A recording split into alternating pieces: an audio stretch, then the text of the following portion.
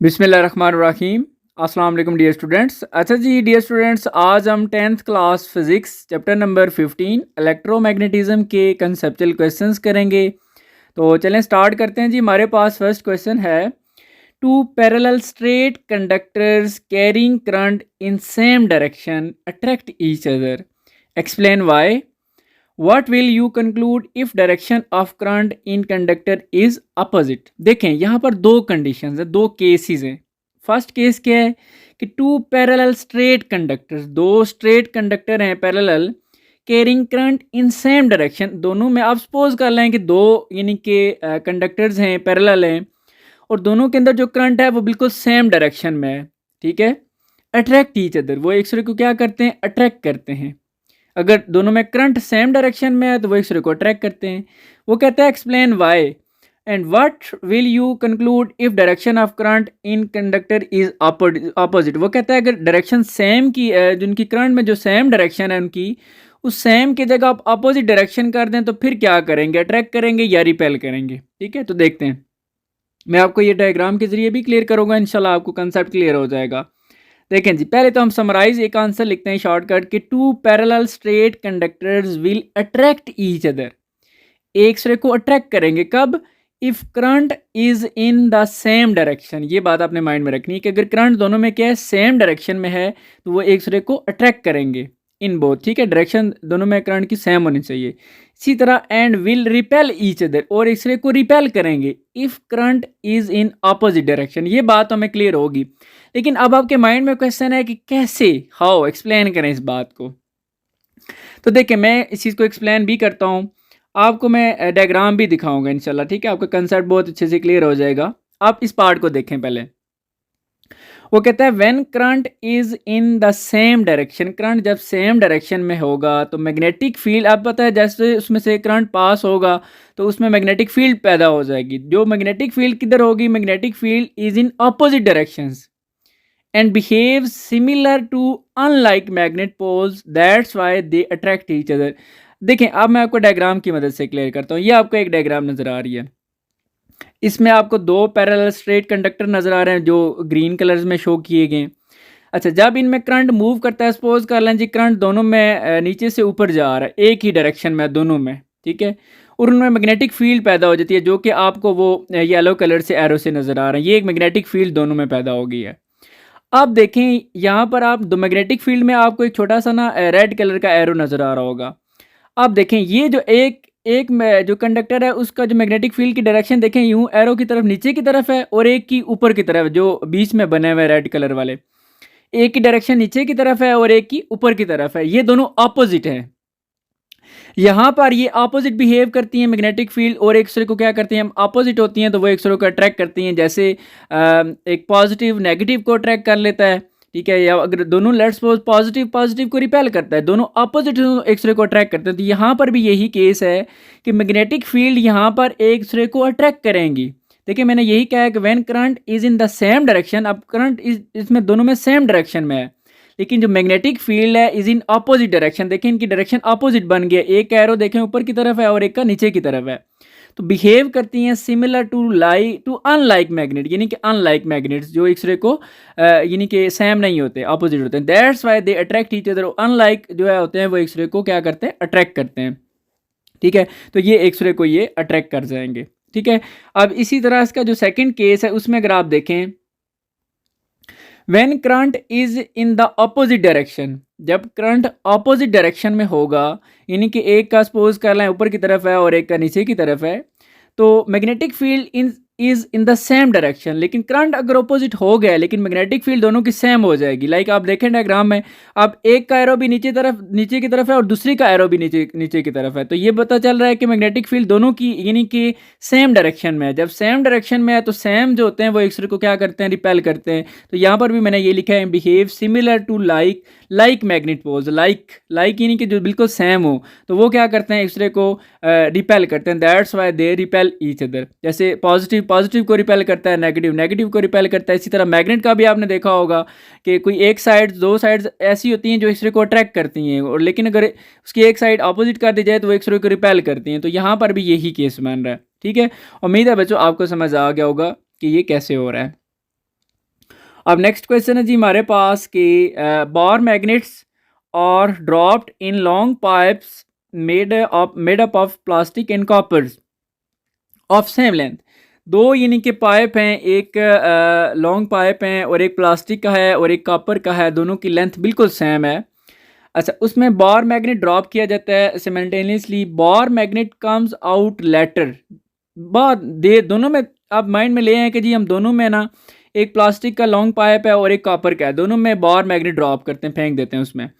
अब जो बार magnet comes out later through the copper pipe, जो कॉपर में पाइप वाले में हमने जो बार मैग्नेट ड्रॉप किया था, फेंका था, वो बाद में यानी कि बाहर आता है दूसरी साइड से, देन द थ्रू प्लास्टिक, लेकिन प्लास्टिक वाले से जल्दी बाहर आ जाता है।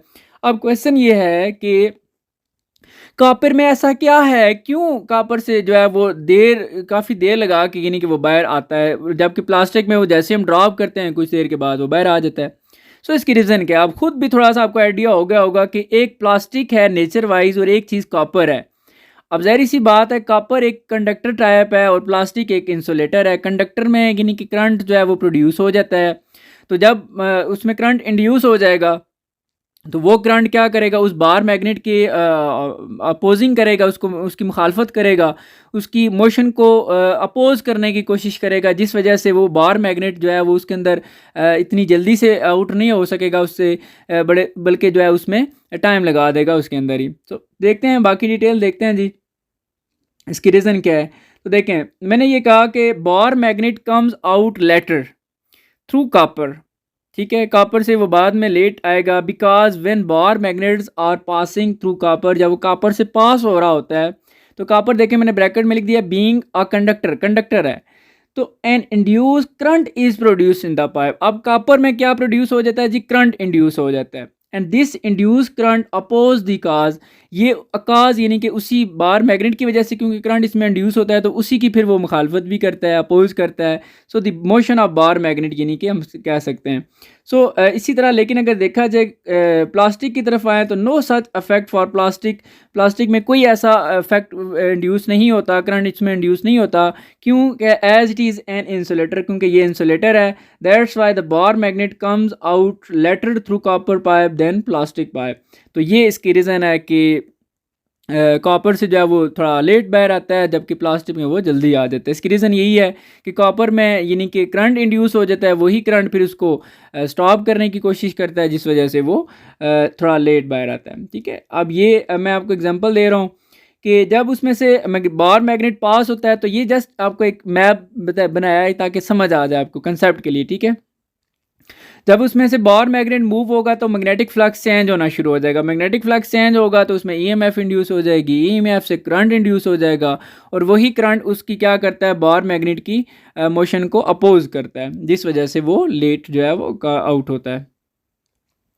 अब नेक्स्ट क्वेश्चन है जी हमारे पास कि what is direction of magnetic force. ठीक है, what is direction of magnetic force on this current carrying conductor placed in magnetic field, also label the diagram which current with current magnetic field and force. देखें, ये आपको diagram में जैसे देख रहे हैं आपके एक तरफ जो है ना नॉर्थ है और एक तरफ साउथ है, और बीच में आपको एक पोल सा नज़र आ रहा है जिसमें यूं एक एरो से बना हुआ है, साथ आई लिखा हुआ है, ये करंट की डायरेक्शन है। अब आपको इतना तो क्लियर होगा कि जो मैग्नेटिक फील्ड्स हैं वो नॉर्थ से साउथ की तरफ आती हैं। ठीक है, मैं आपको ये अगेन डायग्राम की मदद से भी क्लियर करता हूँ साथ साथ। तो सबसे पहले आपको ये एक डायग्राम नज़र आ रही होगी स्क्रीन के ऊपर। इसमें अगर आप देखें तो मैं आप साथ साथ पढ़ाता भी हूँ कि the direction of current in the wire is from A to B. ठीक है, अब जो करंट, सबसे पहले हम करंट की डायरेक्शन बता रहे हैं, करंट की डायरेक्शन किधर है, ए टू बी, जो डिनोटेड बाय आई, जिसको हम आई से डिनोट किया हुआ है, and indicated by thumb of right hand, और थंब से इसको इंडिकेट करेंगे। देखें, पहले मैं आपको थोड़ा सा इमेज बना देता हूँ माइंड में कि ये जो आपको डायग्राम नज़र आ रही है, इसमें जो आपको रेड वाले एरो नज़र आ रहे हैं, बिल्कुल इन्हीं डायरेक्शन में आप अपने फिंगर्स को कर लें।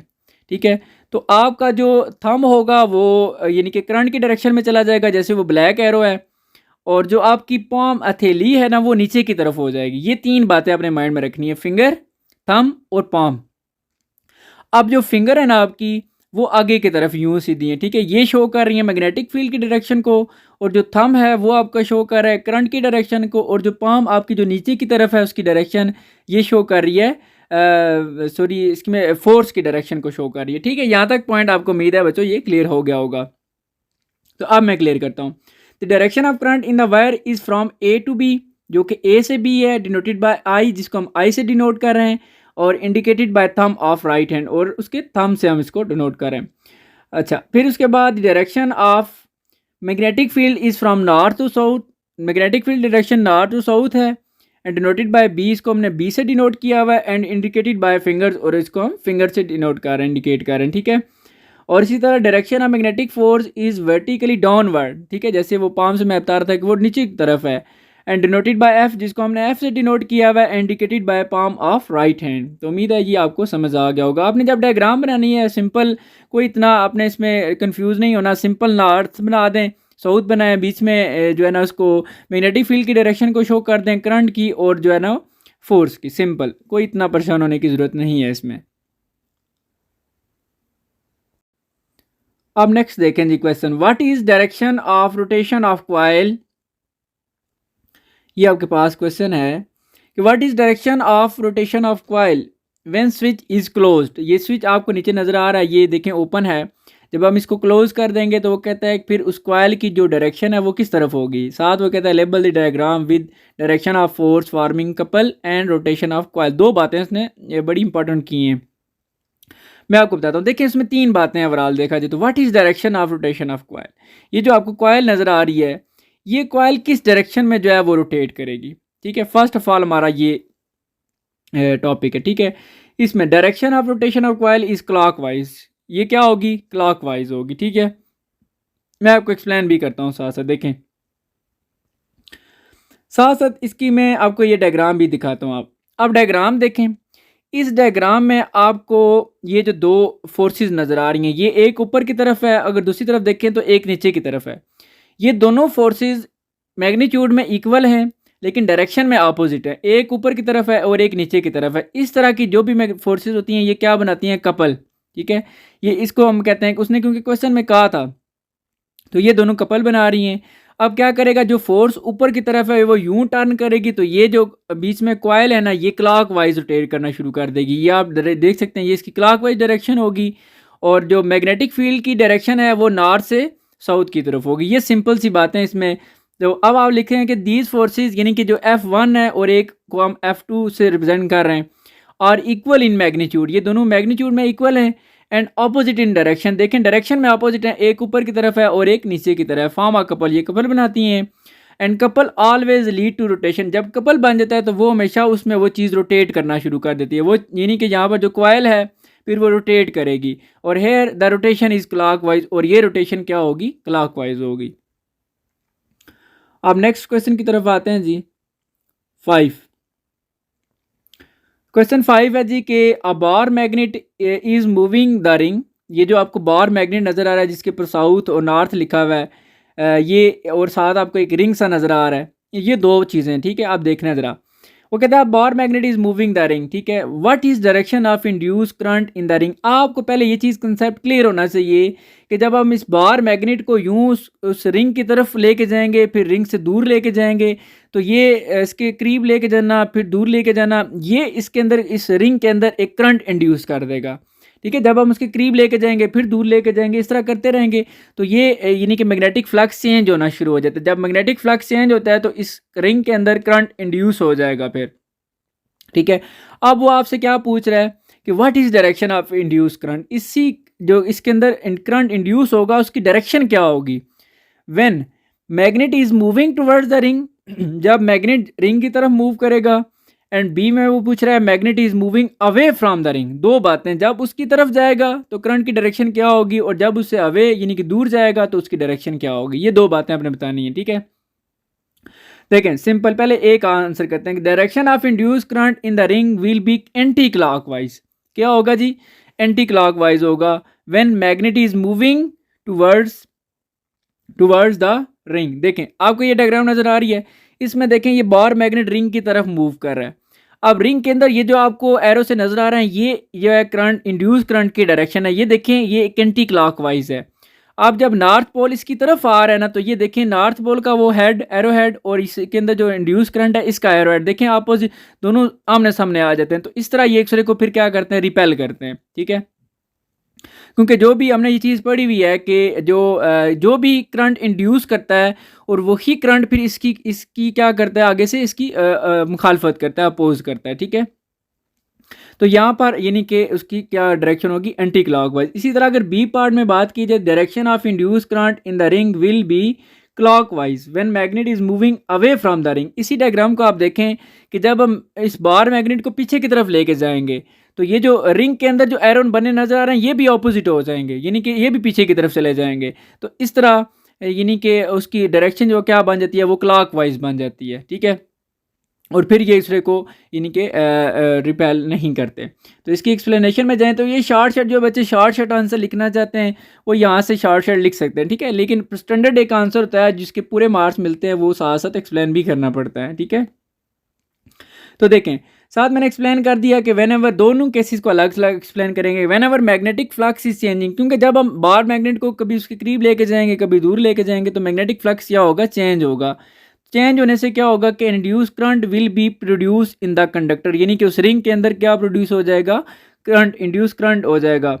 विच विल अपोज इट्स काज, काज यही ये बार मैग्नेट ही है। ठीक है, जो कि उसकी मोशन को अपोज करेगा। तो इसी तरह हम कहते हैं when a bar magnet is moving towards the ring, जब वो बार मैग्नेट उसकी तरफ जा रहा है तो मैग्नेटिक फ्लक्स इज इंक्रीजिंग, क्योंकि ज़्यादा उस रिंग में से ज़्यादा मैग्नेटिक फील्ड लाइंस पास होती हैं, तो मैग्नेटिक फ्लक्स इंक्रीज होता है।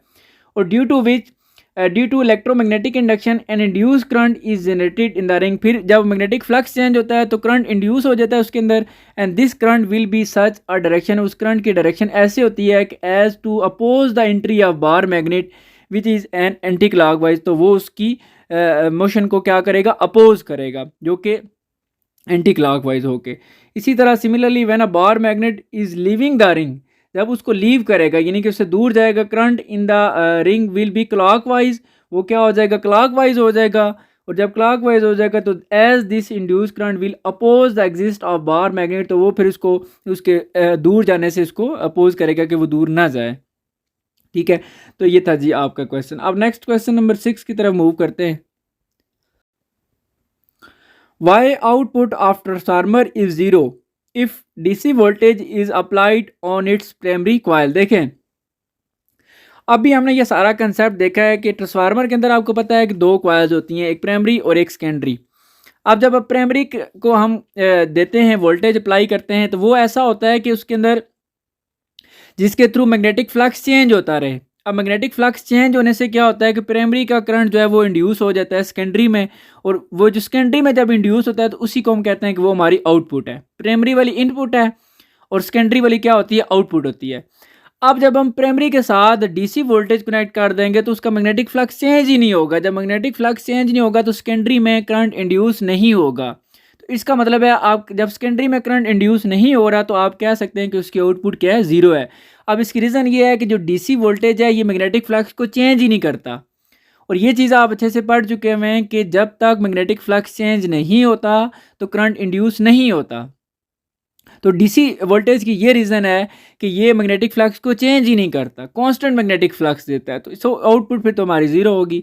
सिंपल सा इसका आंसर है कि because DC voltage gives constant magnetic flux, ये कांस्टेंट मैग्नेटिक फ्लक्स देता है, जबकि सेकेंडरी में करंट इंड्यूस होने के लिए ज़रूरी है कि मैग्नेटिक फ्लक्स कांस्टेंट नहीं बल्कि चेंज हो। सो ये इसकी सिंपल सी रीज़न है। ठीक है, अगर इसको एक्सप्लेन करें तो DC voltage supplies DC current. अब देखें, अगर डीसी वोल्टेज है तो वो करंट भी कौन सा होगा, डीसी करंट होगा, विच रिमेन्स कांस्टेंट, जो कि कांस्टेंट रहता है। एंड मैग्नेटिक, उससे जो मैग्नेटिक फील्ड पैदा होगी, magnetic field produce by constant current, यानी कि डीसी इज आल्सो कांस्टेंट, वो भी कांस्टेंट होगी।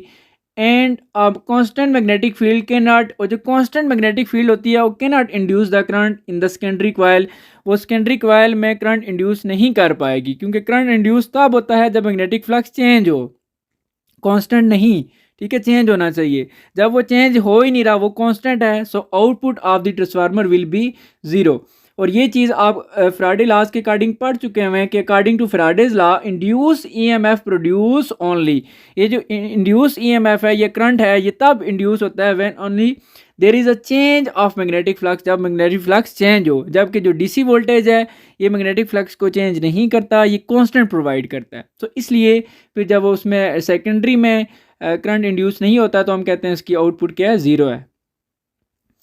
नेक्स्ट हमारे पास क्वेश्चन है कि why are coils of transformer wound on iron core. आपने देखा होगा डायग्राम में, ये देखें ये जो कॉइल्स प्राइमरी कॉइल्स और ये जो आयरन कोर के ऊपर आपने देखें ये वाउंड हुई हुई हैं, ठीक है। तो इसकी रीज़न ये है कि आयरन कोर क्यों यूज़ की गई, इसकी जगह कोई और क्यों नहीं मटेरियल यूज़ किया गया, आयरन ही क्यों यूज़ किया गया, ठीक है।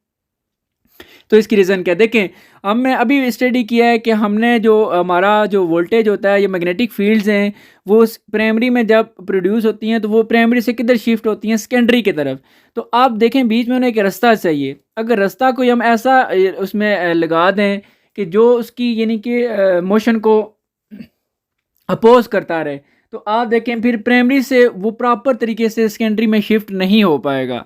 सो हम कोशिश करते हैं कि बीच में वो मटेरियल हो जो कम से कम उसकी एक तो मुखालफत ना करे, और ऐसा मटेरियल भी नहीं होना चाहिए जिससे सारा जो है ना वो मैग्नेटिक फील्ड्स हैं वो उससे बाहर निकल जाएं। हमने वो मटेरियल प्रोवाइड करना है जिससे आउट भी ना हो सके मैग्नेटिक फील्ड्स और प्रॉपर 100% सारी की सारी यानी कि सेकेंडरी कॉइल तक पहुंच जाएं, ठीक है। सो यहाँ पर हमारे पास फिर आयरन कोर एक ऐसा मटेरियल है जो कि उस मैग्नेटिक फील्ड्स को आउट भी नहीं होने देता और उसको प्रॉपर तरीके से प्राइमरी से सेकेंडरी तक शिफ्ट कर देता है, ठीक है। सो रीज़न ये है कि the coils of transformer are wound on iron core to increase the shift of changing magnetic flux. देखिए इंक्रीज ये जहाँ पे वर्ड है ना, हालांकि कोई भी मटेरियल आप यूज़ कर दें उससे शिफ्ट तो वो हो जाएगा प्राइमरी से सेकेंडरी, लेकिन हमने इसको ज़्यादा से ज़्यादा शिफ्ट करना है। तो ये इसकी रीज़न है आयरन कोर को यूज़ करने की, iron core to increase the shift, वो इंक्रीज कर देता है the shift of changing magnetic flux in the primary coil, जो कि प्राइमरी में होता है, to the secondary coil, secondary coil की तरफ, ठीक है। तो ये है जी ट्रांसफार्मर वर्क्स, आपको पता है transformer works on the principle of electromagnetic induction. Electromagnetic induction की बेस पे वर्क करता है, in which a changing current in the primary coil, जो प्राइमरी कॉइल में जो करंट चेंज होता है उसमें से क्या होता है, induce EMF in the secondary coil. Primary को हम खुद प्रोवाइड कर रहे होते हैं, प्राइमरी में जब मैग्नेटिक फ्लक्स चेंज होता है तो वो फिर सेकेंडरी में आगे इंड्यूस हो जाता है, ठीक है। अब होना ये चाहिए कि जितना प्राइमरी में हुआ है उतना ही आगे सेकेंडरी में जाना चाहिए। तो हम यूँ कह सकते हैं कि ideally the rate of change of magnetic flux through the primary coil must be equal to the rate of change of magnetic flux in the secondary coil, यानी कि जितना चेंजिंग सेकेंडरी में प्राइमरी में आई है उतनी ही सेकेंडरी में होनी चाहिए, लेकिन वो तब होगी जब आप जो बीच में कोर लगाई हुई आयरन कोर की उससे वो कंप्लीट तौर पर उसमें शिफ्ट होगा। जब अगर कोई और आप मटेरियल यूज़ करते हैं तो वो हो सकता है कुछ उसका पार्ट जो है वो आउट कर दे, तो वो फिर रेट दोनों का इक्वल नहीं होगा, वो डिफरेंट हो जाएगा, ठीक है। सो टू ट्रांसफार्मर टू ट्रांसफ़र, ठीक है, यहाँ पर टू ट्रांसफ़र ये एक वर्ड वेरी इंपॉर्टेंट है कि to transfer maximum rate of change of magnetic flux produced in the primary coil due to change current in the primary coil to the secondary coil, a good paramagnetic material must be use, ये भी very important point है। That's why iron core is used in a transformer, ठीक है जी, ये इसकी reason है। अब next question की तरफ मूव करते हैं जी। 8 why step up transformer is used for long distance transmission. अब जब हमने यानी कि दूर तक वोल्टेज को या उसको प्रोवाइड करना होता है लॉन्ग डिस्टेंस तक, तो हम स्टेप अप ट्रांसफार्मर यूज़ करते हैं। इसकी रीज़न क्या है? वेरी सिंपल रीज़न है इसकी भी कि ah step up transformer is use for long distance transmission because अब आपको पता है जो स्टेप अप ट्रांसफार्मर होते हैं अप, ठीक है, वो वोल्टेज को क्या कर देते हैं, इंक्रीज़ कर देते हैं। देखें ना, स्टेप अप ट्रांसफार्मर है because it increases the voltage, ये वोल्टेज को ज़्यादा कर देता है। लेकिन जब वोल्टेज बहुत ज़्यादा हो जाता है तो but it decrease the current, तो करंट क्या हो जाता है, डिक्रीज हो जाता है। सो जब करंट डिक्रीज होता है तो hence decrease the power losses, तो पावर लॉस उसका क्या हो जाता है, डिक्रीज हो जाता है। हमने कोशिश ये करनी होती है क्योंकि अगर हम उसको लॉन्ग डिस्टेंस तक लेकर जा रहे हैं तो फिर अगर रास्ते में ही जो है वो हमारा पावर सारी ज़ाया हो जाती है तो फिर उसका तो कोई मकसद तो नहीं है। सो हम कोशिश करते हैं कि हमारी पावर जो है वो मैक्सिमम आगे पहुंच सके, बजाय कि रास्ते में उसका जिसको लाइन लॉसेस बोलते हैं वो हो जाए। तो उससे बचाने के लिए हम क्या करते हैं, फिर ये प्रोसेस यूज़ करते हैं। तो इसकी रीज़न क्या है, मैथमेटिकली भी आपको मैं थोड़ा सा गाइड करता हूँ कि power losses in a wire is given by P is equal to I square R. देखें, जब वोल्टेज ज़्यादा से ज़्यादा हो जाएगी तो करंट जो है वो वहाँ पर थोड़ा कम हो जाएगा। जब करंट कम होगा तो करंट देखें, करंट का यहाँ पर आई का पावर के साथ डायरेक्ट रिलेशन है। जब करंट कम हो जाएगा तो पावर बी जो है, पावर लॉसेस भी इसको कहते हैं कि पावर लॉसेस भी क्या हो जाएगी, कम हो जाएगी। इस तरह हम कहते हैं कि इफ़ करंट इज़ रिड्यूस, अगर करंट रिड्यूस हो जाता है, power losses can be minimize to a greater level, बहुत हद तक हम उसको पावर लॉस को क्या कर सकते हैं, कम कर सकते हैं। फॉर दिस पर्पज़, इसलिए अ step up transformer is use, step up transformer use किए जाते हैं। क्यों? क्योंकि दिस ट्रांसफार्मर इंक्रीज वोल्टेज। आपको पता है स्टेप अप ट्रांसफार्मर जो है वोल्टेज को इंक्रीज कर देता है up to thousands of volts, due to which current decrease, जिसकी वजह से करंट डिक्रीज हो जाता है, and as a result power losses decrease, और पावर लॉसेस क्या हो जाती है, डिक्रीज हो जाती है।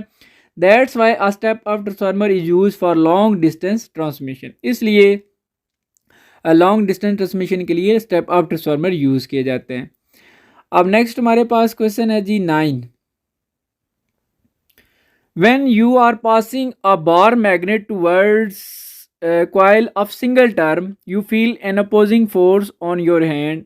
If this bar magnet is pushed towards coil of many turns, now you will feel greater opposing force. Wise देखें, when you are pushing a bar magnet towards, एक बार मैग्नेट को आप लेके जा रहे हैं किस तरफ, एक कॉयल की तरफ जिसमें एक ही टर्न है, और ठीक है आप आगे से उसकी मुखालफत, वो तो हम पहले भी पढ़ चुके हैं कि बार मैग्नेट के अंदर जैसे ही आप बार मैग्नेट को उस रिंग की तरफ लेके जाएंगे, कॉयल की तरफ लेके जाएंगे, तो उसमें करंट इंड्यूस हो जाएगा। वो करंट क्या करता है, इस बार मैग्नेट की मुखालफत करता है, जिससे फिर हम क्योंकि उसे बार मैग्नेट को आगे की तरफ लेके जाने तो हमारे हाथ पर हमें एक महसूस होता है कि यार हमें कोई रिपेल कर रहा है। अब इसी तरह जब आप बार मैग्नेट को एक ऐसी कॉयल की तरफ लेकर जा रहे हैं जिसमें बहुत ज़्यादा टर्न्स हैं, ठीक है, तो फिर ज़्यादा फोर्स उसमें आएगा। आप यूँ समझ लें कि अब जब हम एक चीज़ को लेके जाते हैं, आगे एक बंदा खड़ा है तो वो आगे से हमारी मुखालफत करता है। अब उसी चीज़ को जब हम आगे लेके जाते हैं तो आगे 10 बंदे हैं, तो मुखालफत किस में ज़्यादा होगी, जब 10 बंदे हैं। तो इसका यहाँ पर भी यही है कि जब नंबर ऑफ़ टर्न ज़्यादा होंगी तो अपोजिंग फोर्स भी ज़्यादा हो जाएगी, ठीक है, क्योंकि जब नंबर ऑफ़ टर्न ज़्यादा हैं तो उसमें करंट भी ज़्यादा इंड्यूस होगा, वो करंट फिर ज़्यादा है तो वो अपोजिंग फोर्स भी उसकी ज़्यादा हो जाएगी। ये सिंपल सा इसका आंसर है कि it is because the induce EMF, जो उसके अंदर करंट या ईएमएफ इंड्यूस हो जाती है, is directly proportional to the number of turns in a coil. जितना टर्न ज़्यादा होंगे उतना ज़्यादा ईएमएफ इंड्यूस होगी, यानी कि उतना ज़्यादा करंट होगा, उतना ज़्यादा यानी कि अपोजिंग फोर्स होगी। सो हम कह सकते हैं greater the number of turns in a coil greater will be induce EMF. अगर नंबर ऑफ टर्न ज़्यादा हैं तो ईएमएफ या करंट ज़्यादा होगा, and greater will be opposing force, और अपोजिंग फोर्स भी क्या होगी, ज़्यादा होगी। मैं यहाँ पर फिर बता रहा हूँ, कुछ स्टूडेंट्स अक्सर कहते रहते हैं कि सर हम शॉर्ट आंसर लिखना चाहते हैं तो आप जस्ट ये लिख सकते हैं, ठीक है, लेकिन मैं यहाँ पर आपको फिर मार्क्स की गारंटी नहीं दे सकता, ठीक है, कि आप जस्ट ये लिखें, तो क्योंकि डिपेंड करता है क्वेश्चन किस तरह का है, ठीक है। तो एक्सप्लेनेशन भी आप स्टूडेंट्स बेहतर है, जो अच्छे से अंडरस्टैंड कर रहे हैं चीज़ों को, मेरे ख्याल में मुश्किल नहीं है, थोड़ा सा अंडरस्टैंड कर लें तो बहुत ईजी चीज़ें। तो देखें जी, आगे एक्सप्लेनेशन भी कुछ इसी तरह की है कि when a bar magnet is brought close to a coil, जब हम उस कॉइल की तरफ उसको लेके जाएंगे बार मैग्नेट को, तो क्या होगा कि EMF induced in the coil, अब कॉइल के अंदर ईएमएफ इंड्यूस हो जाएगी, and it will oppose its motion, वो इसकी मोशन को फिर क्या करेगी, अपोज करेगी। That's why when we increase number of turns of the coil, और जब हम कॉइल के नंबर ऑफ टर्न ज़्यादा कर देते हैं, द इंड्यूस ईएमएफ इंक्रीज, जब उसके अंदर फिर आप जो करंट या ईएमएफ इंड्यूस होगी वो भी इंक्रीज हो जाएगी, and it's opposing affect also increase. फिर जाहिर सी बात है अब उसमें इंड्यूस ईएमएफ या करंट ज़्यादा है तो उसकी अपोजिंग फोर्स भी ज़्यादा होगी है, and we feel a greater opposing force, तो हमें ग्रेटर अपोजिंग फोर्स जो है वो फील होती है। अच्छा जी, अब नेक्स्ट हमारे पास क्वेश्चन है जी 10। In what way split ring या commutators in DC motor differ from slip rings in AC motor in working. देखिए वैसे तो इसमें स्प्लिट रिंग और स्लिप रिंग्स में बहुत से डिफरेंस बन सकते हैं, लेकिन यहाँ पर इन वर्किंग, ठीक है, वर्किंग के लिहाज से हमने थोड़ा सा इसको करना है। तो आप भी खुद इसके ऊपर वर्क करें, मज़ीद भी पॉइंट्स देखें, अंडरस्टैंड करें। मैंने यहाँ पर आपको कुछ पॉइंट्स दे दिए हैं। देखें जी, सबसे पहले हमने ये पॉइंट लिखा कि the slip ring is used for transferring the power between rotating and stationary structure of an AC machine. ठीक है, तो इसी तरह जो स्प्लिट रिंग है, the split ring is used for reversing the direction of current. ठीक है, जैसा कि आपको पता है कि ये डायरेक्शन, करंट की डायरेक्शन को रिवर्स करने के लिए यूज़ हो जाता है। और इसी तरह ये भी आपको पॉइंट, ये इजी हैं, कोई इसमें कोई कंसेप्ट तो नहीं है, सिंपल से हैं कि it is used in AC machine. ये एसी, अब ये भी वर्किंग के लिहाज से कि ये कहाँ पर वर्क करता है, कहाँ पर यूज़ होता है, तो ये एसी मशीन में यूज़ होता है। और जो दूसरा है ये it is use in DC machine, ये डीसी मशीन में यूज़ होता है। इसी तरह थर्ड पॉइंट ये भी देखें, कोई सिंपल है, it is a continuous ring, एक ये कंटिन्यूस रिंग है, आप डायग्राम में ये देख लें। और इट इज़ स्प्लिट इनटू 2 और मोर पार्ट्स, ये 2 या 2 से ज़्यादा पार्ट्स में स्प्लिट हुआ होता है। इसी तरह लास्ट पॉइंट है इसका जी कि it supplies power from N AC generator, ये एसी जनरेटर से पावर को सप्लाई करता है टू एसी मोटर। और ये क्या करता है, for supplying pulsating voltage to DC motor. ये सिंपल पॉइंट्स हैं, कोई इसमें इतना कंफ्यूजिंग पॉइंट नहीं है। तो ये था जी आपका लास्ट क्वेश्चन डियर स्टूडेंट्स। यहाँ पर आपके कंसेप्चुअल क्वेश्चन कंप्लीट हो जाते हैं।